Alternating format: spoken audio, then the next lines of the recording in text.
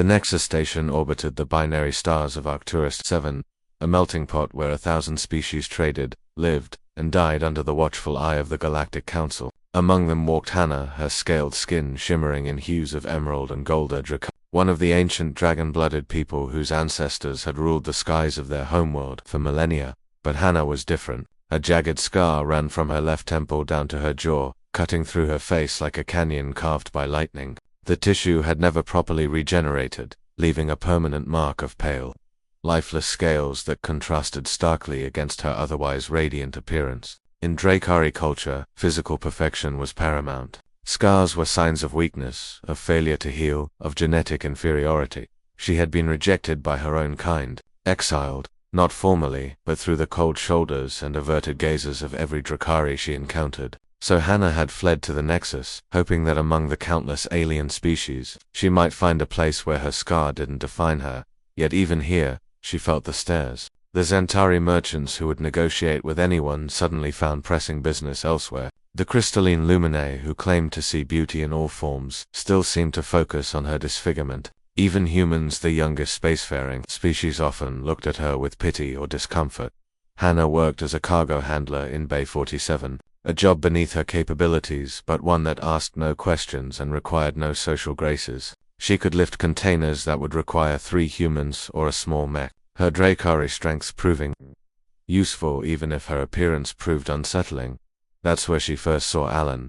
He limped into the bay on a prosthetic leg, the military-grade augmentation clicking softly with each step. His right arm bore the telltale scars of plasma burns, the kind that came from holding the line when retreat would have been wiser. His face was weathered, creased with lines that spoke of years spent in the void between stars, fighting wars that most civilians never knew existed. Alan was human, a veteran of the frontier wars where humanity had earned its bloodied place among the galactic powers. He wore a simple grey jacket with a faded Earth Defense Force patch, and he carried himself with the quiet confidence of someone who had nothing left to prove.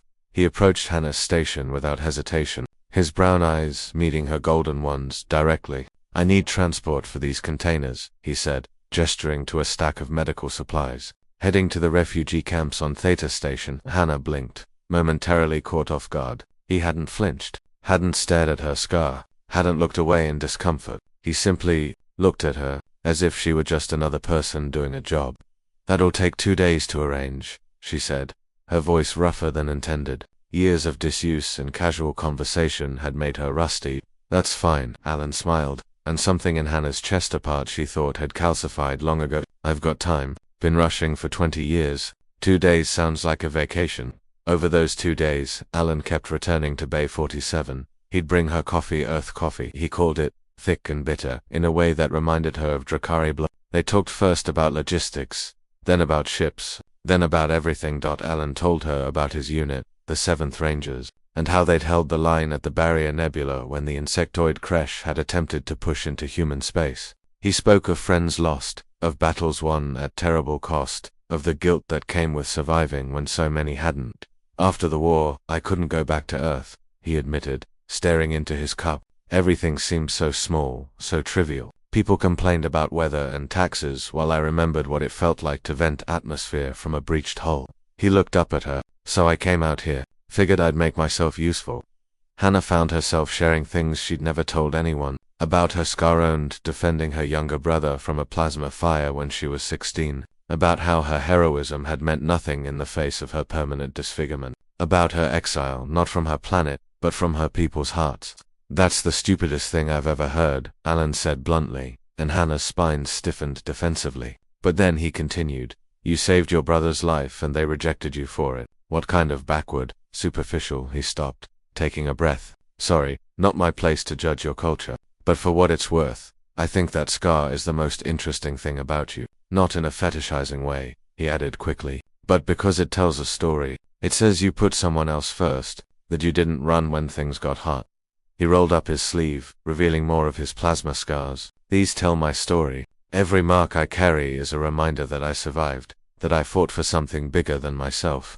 He met her eyes again, and Hannah felt her breath catch. "Your people are idiots if they can't see that."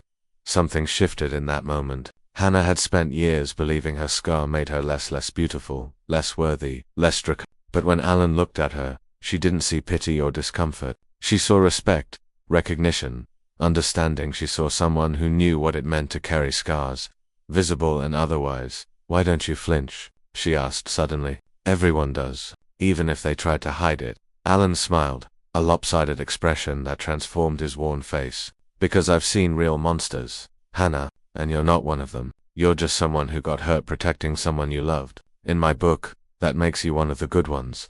When the transport was finally arranged, Alan didn't leave. He found reasons to return to Bay 47.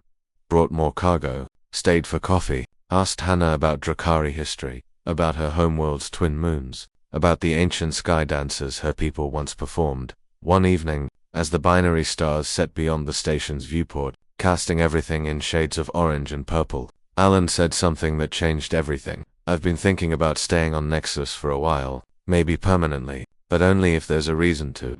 He looked at her, vulnerable in a way she suspected he rarely allowed himself to be. "Is there a reason, Hannah?" She could have said no, could have protected herself from potential heartbreak, from the possibility that this too would end in rejection. But when she looked at Alan, this scarred, limping veteran who saw her not as a disfigured Drakari, but simply as Hannah, she felt something she hadn't felt in years. "Hope." "Yeah," she said, her voice barely above a whisper. "There's a reason." Alan smiled, and Hannah smiled back, her scarred face radiant with an emotion that transcended species, culture, or physical appearance. For the first time since her exile, Hannah didn't feel rejected. She felt chosen, and in the vast, indifferent cosmos that made all the difference.